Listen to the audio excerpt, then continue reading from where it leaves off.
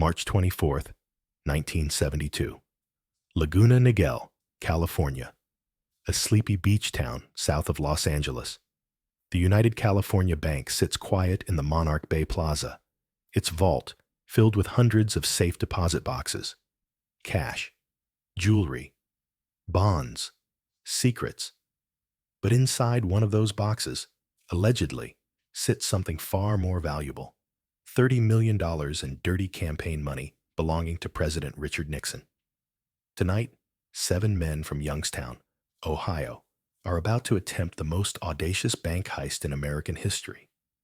Not with guns, not with hostages, but with dynamite, hacksaws, drilling tools, and an entire weekend. They will blast through 18 inches of reinforced concrete. They will spend 3 nights inside the vault, completely undetected, methodically opening 458 safe deposit boxes, and they will walk away with over $12 million, leaving FBI investigators stunned and a sitting president quietly furious. This isn't a story about a simple robbery. This is a story about the mob, Jimmy Hoffa, presidential corruption, and what one FBI agent called the most amazing burglary ever. This is the story of how a crew of master thieves tried to steal Richard Nixon's secrets and almost got away with it. Every great heist starts with a tip, and this one came from one of the most dangerous men in America, Jimmy Hoffa, James Riddle Hoffa, president of the International Brotherhood of Teamsters, one of the most powerful labor leaders in the country, with connections to organized crime that ran deep into every major American city. In 1967, Hoffa was convicted of jury tampering and bribery and sentenced to 13 years in federal prison. But in December 1971, something extraordinary happened. President Richard Nixon pardoned him. Show Nixon photo. Nixon's pardon, however, came with strings attached.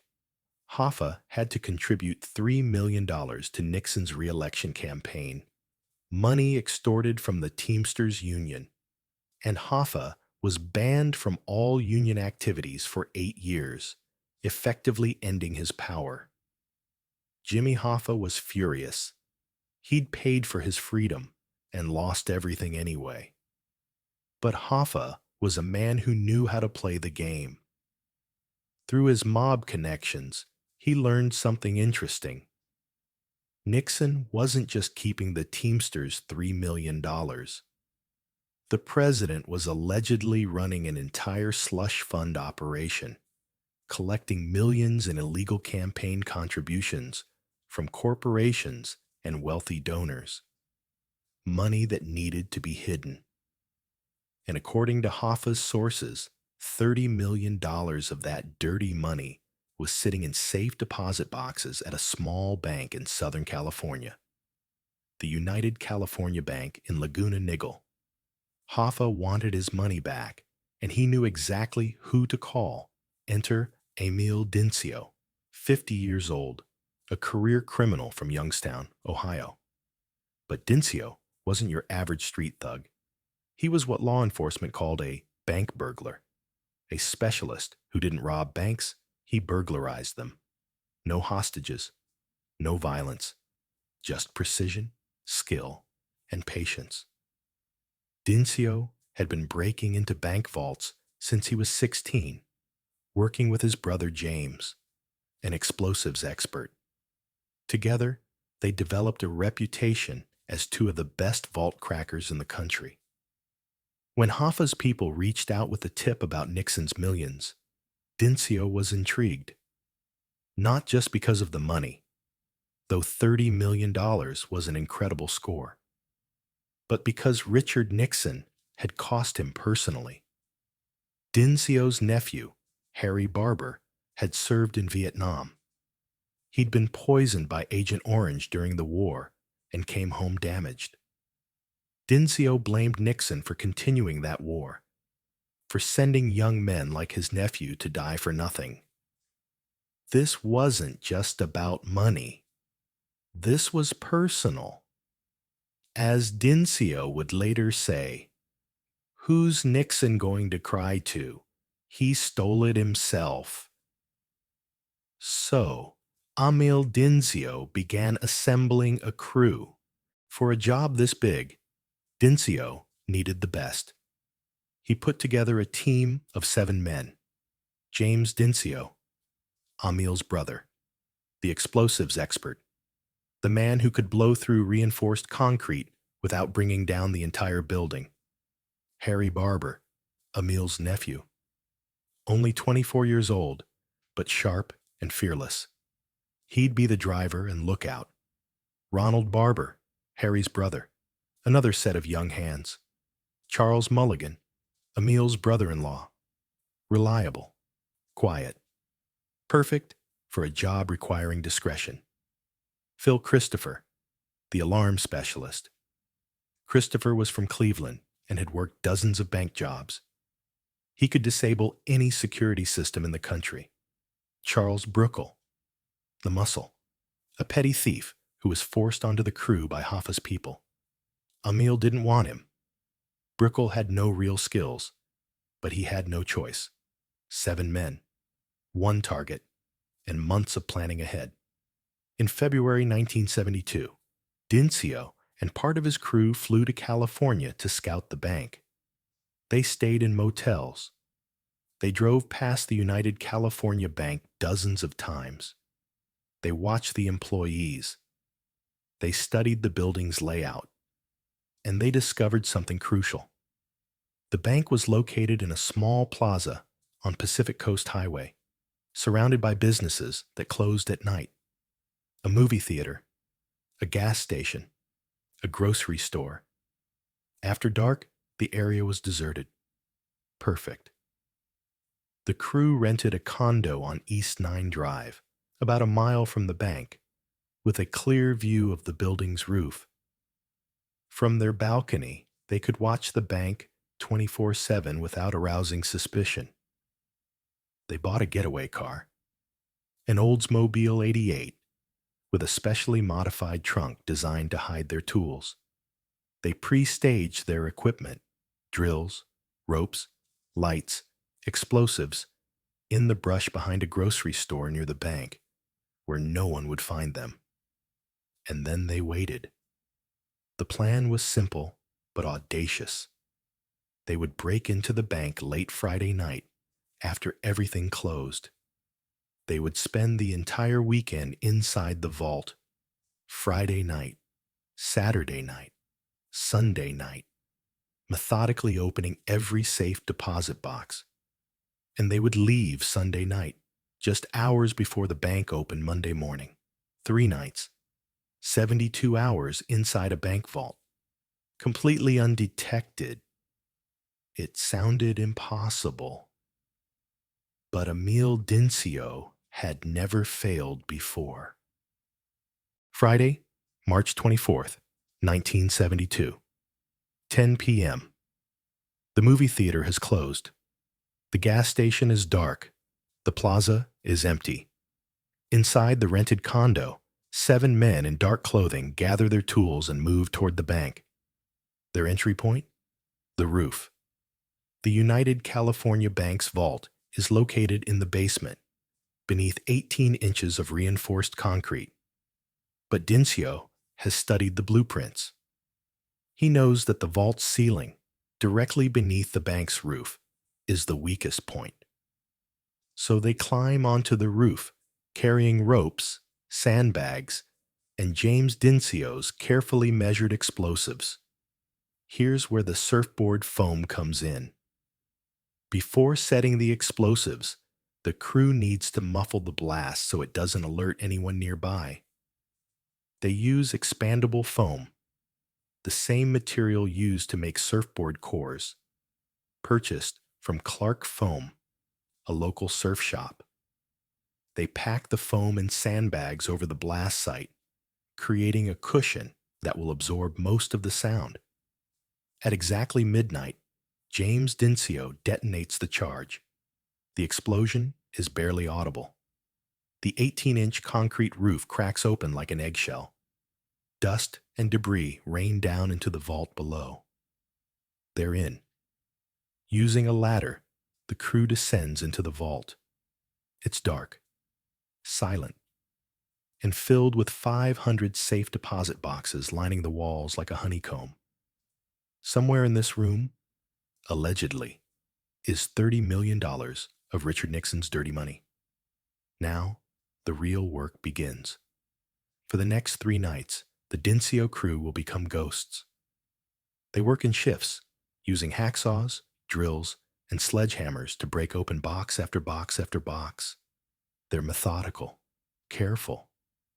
Every few hours, someone climbs back to the roof to check if their work has been discovered. Dincio had even installed a small mirror on the roof that reflects the setting sun back toward their condo, a signal system. If the mirror is gone, they know someone has found the hole. If it's still there, they're safe. Friday night, they open 150 boxes, cash, jewelry, stock certificates, but no $30 million. Saturday night, another 150 boxes, bonds, gold coins, more cash, still no Nixon money. Sunday night, they're running out of time. The bank opens Monday morning at 9 a.m. They work frantically, smashing open the remaining boxes, scooping up everything of value. By 6 a.m. Sunday morning, they've opened 458 safe deposit boxes. The vault floor is littered with concrete dust, empty boxes, jewelry, papers, even urns containing people's ashes. The final tally? Approximately $12 million in cash, securities, bonds, and valuables. But the $30 million in Nixon money, never found. Later, investigators would discover the truth. The Dincio crew had hit the wrong bank. Nixon's money wasn't at the United California Bank in Laguna Niguel. It was allegedly at Bank of America in San Clemente, 15 miles north. They'd spent 3 days in the wrong vault. But $12 million was still the biggest bank heist in American history. And as far as the crew knew, they'd gotten away with it. Monday morning, March 27th, 1972, 9 a.m. The bank manager unlocks the front door and heads downstairs to the vault. He opens the door and freezes. The vault looks like a war zone. Concrete dust everywhere. Hundreds of safe deposit boxes torn open. Cash and jewelry scattered across the floor. There's a gaping hole in the ceiling. Within minutes, the FBI is called.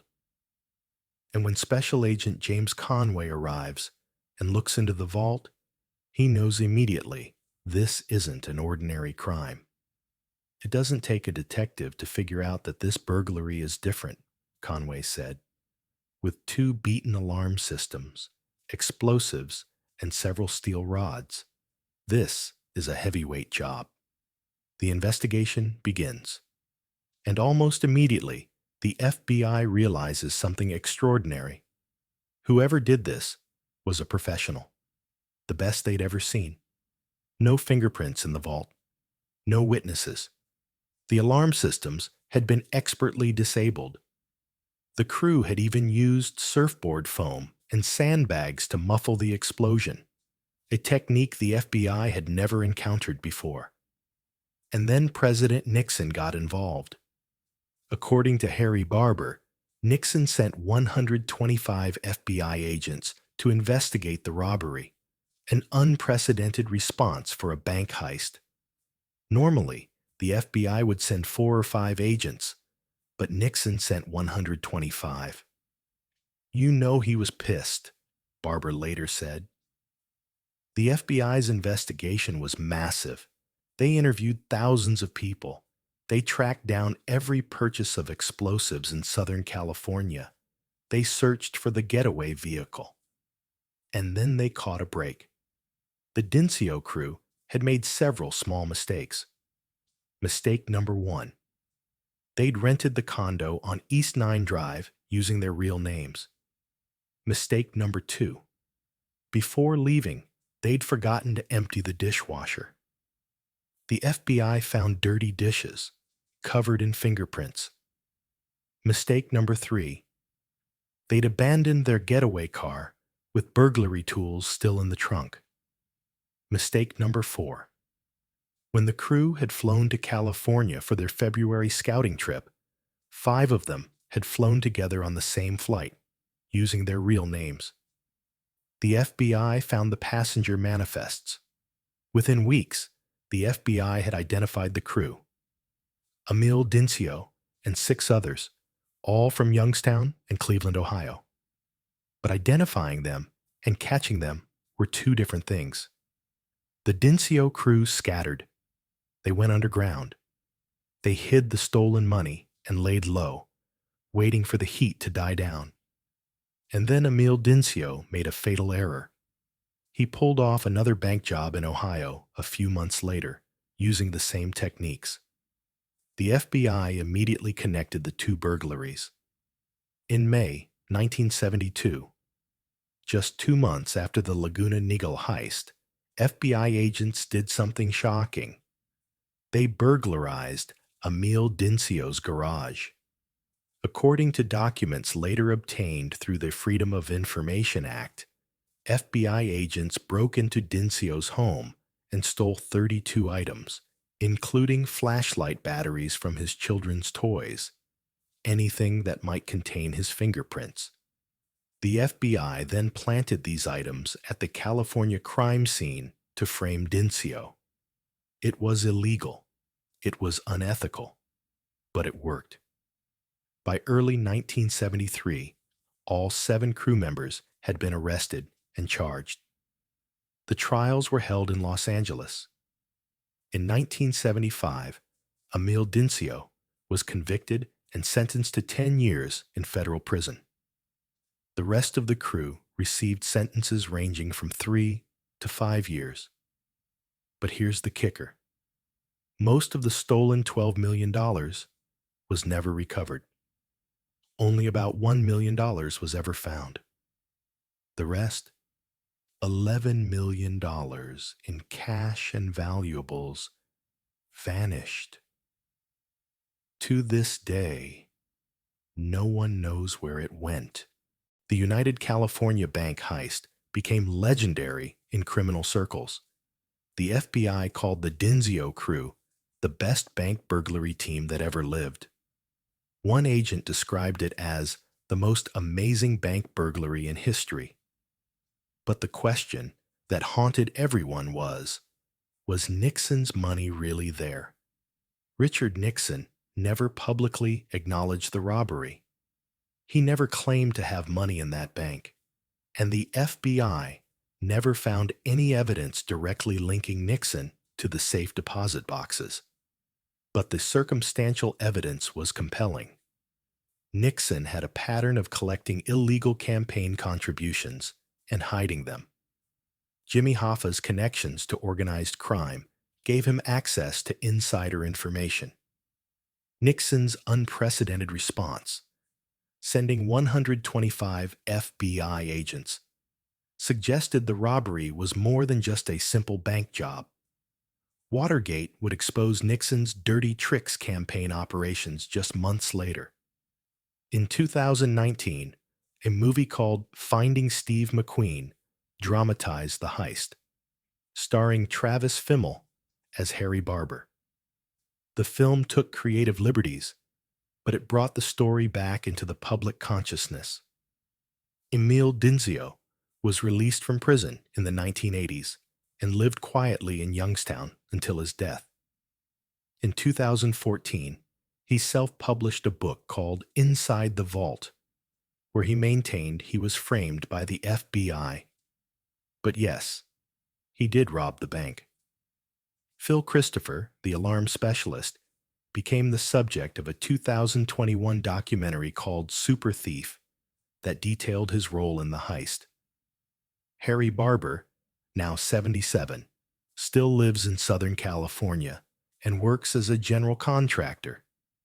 He's broken his silence in recent years, giving interviews about the robbery for the first time. And what about the money? $11 million in cash and valuables has never been found. Some of it was likely spent by the crew members before their arrests.